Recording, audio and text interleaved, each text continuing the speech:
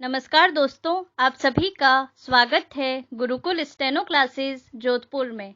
आपका डिक्टेशन शुरू होगा 5 सेकंड बाद।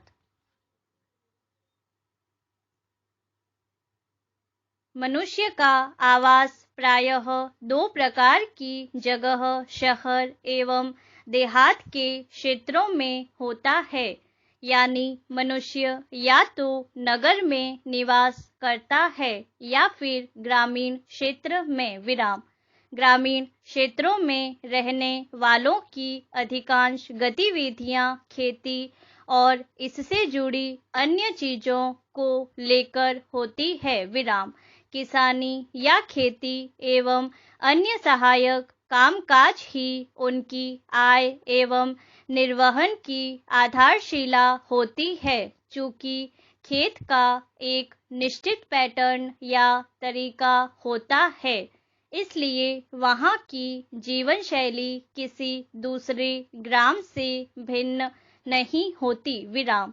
सभी देहाती क्षेत्र के निवासियों की दिनचर्या खेती से बंधे होने के कारण समान धर्म होती है और इस जीवन की यही सुंदरता भी है। लेकिन इस बात को किसी शहर पर ठीक इसी तरह हम लागू नहीं कर सकते विराम। शहर की धमनियों में व्यवसाय का रक्त दौड़ता है, इसलिए वह ग्रामीण क्षेत्र से भिन्न हो जाता है विराम। यह बात प्रत्येक शहर के लिए समान होने के बावजूद हम पाते हैं कि हर शहर दूसरे शहर से जुदा है, भिन्न है विराम। जो सौंदर्य हम जयपुर में पाते हैं, वैसे सुंदरता के दर्शन हमें गुवाहाटी में नहीं होते। लेकिन गुवाहाटी की जो रवानगी है, उसे हम जयपुर में नहीं पाते विराम। दूसरे शब्दों में विभिन्न शहरों में जाने पर हम यह आसानी से महसूस कर सकते हैं कि यह शहर दूसरे से जुदा किस्म का है विराम। इस भिन्नता का कारण यह है कि शहर की जीवन शैली अलग होती है, संस्कृति अलग होती है। इसलिए शहर केवल भूगोल नहीं रह जाता, वह पहचाना जाता है अपने रहन सहन के ढंग से और अपने विशिष्ट सामाजिक पर्यावरण से विराम। पारिभाषिक तौर पर यह बता पाना कठिन है कि हम किसे शहर कहें और किसे देहात विराम। इस बात को निश्चय पूर्वक नहीं कहा जा सकता कि कौन सा क्षेत्र ग्रामीण है और कौन सा नगरीय। तथापि प्रशासनिक सुविधा के लिए भारत में जनगणना के आधार पर शहरों को परिभाषित किया जाता है विराम। जनगणना अधिकारी संपूर्ण भारतीय क्षेत्र को दो समूहों में विभाजित करते हैं, ग्रामीण एवं नगरीय केंद्र विराम।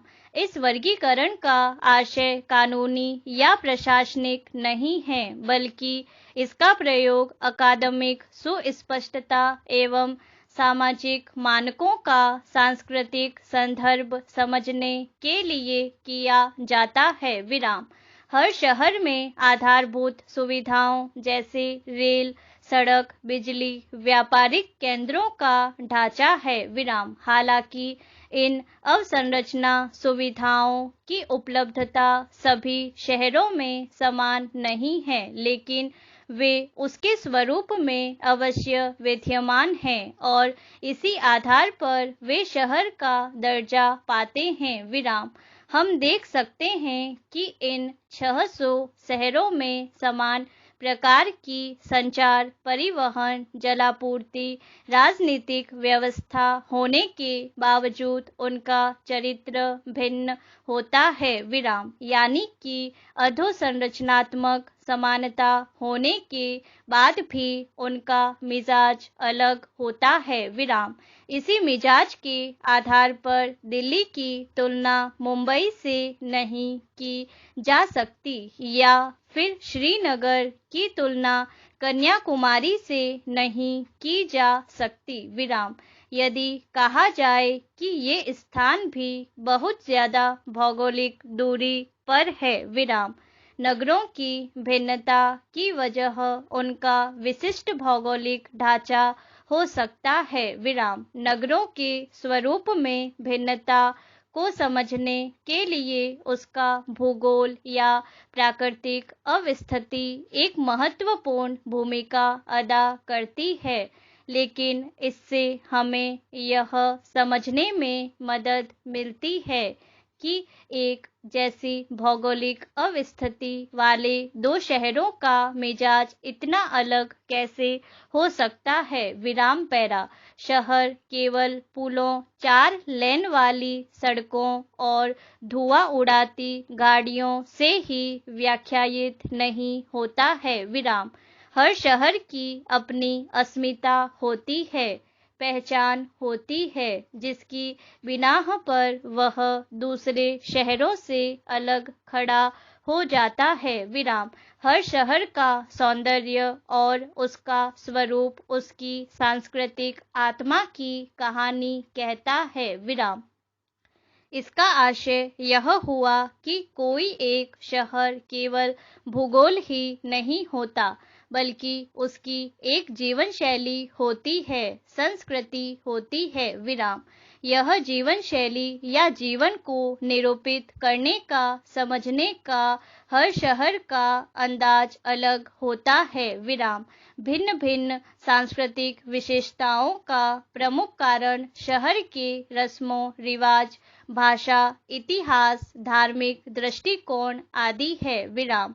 इनके चलते शहर अलग हो जाता है विराम। बनारस को हिंदू धर्म में जीवन का चरम लक्ष्य मोक्ष प्राप्त करने वाली जगह का दर्जा मिलने के कारण इसके रूप में धार्मिकता का गहरा रंग और सदियों से व्यापार का केंद्र रहे गुजरात के शहरों में व्यावसायिक समझ के दर्शन बरबस हो जाते हैं विराम पैरा। धार्मिक नैतिकता के समर्थक विश्व के सभी देशों में मौजूद है और उनका दावा है कि नैतिक होने के लिए धार्मिक होना जरूरी है विराम। इस दावे की पुष्टि के लिए वे अनेक तर्क प्रस्तुत करते हैं विराम। उनका पहला तर्क यह है कि जो नैतिक होने के लिए धार्मिक होना जरूरी होता है, वह धर्मनिरपेक्ष नैतिकता में नहीं हो सकता विराम। इस तर्क का समर्थन महात्मा गांधी सहित बहुत से विचारकों ने किया है विराम। उदाहरण के लिए, अगर कोई प्रशासनिक अधिकारी ईमानदारी से काम करना चाहता है, किंतु उसकी ईमानदारी धार्मिक सरकारों पर नहीं बल्कि दिमागी तर्कों पर टिकी है, तो बहुत संभावना है कि उसकी ईमानदारी धार्मिक संस्कारों पर नहीं बल्कि दिमागी तर्कों पर टिकी है विराम। अगर कोई अपराधी उसे कह दे कि मेरा टेंडर पास कर दो, नहीं तो तुम्हें और तुम्हारे परिवार को जान से मार दूंगा, तो तय है कि उसकी बुद्धि विचलित नहीं लगेगी विराम। बुद्धि का कार्य ही यह है कि वह किसी परिस्थिति में उपलब्ध विभिन्न विकल्पों को तौलती है और गुणा भाग करके व्यक्ति को समझाती है कि उसका अधिकतम फायदा किस विकल्प को अपनाने में है विराम।